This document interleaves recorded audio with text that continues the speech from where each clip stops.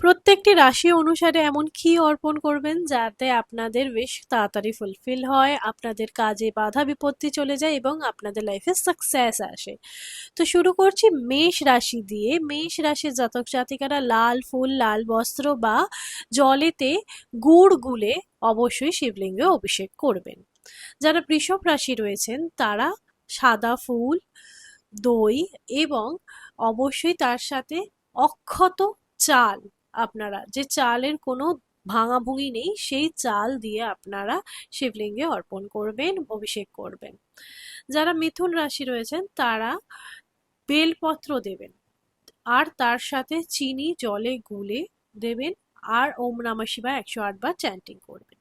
যারা কর্কট রাশি আছেন তারা অবশ্যই দুধ এবং তার সাথে সাথে গঙ্গা জল অর্পণ করবেন। নেক্সট পার্ট অবশ্যই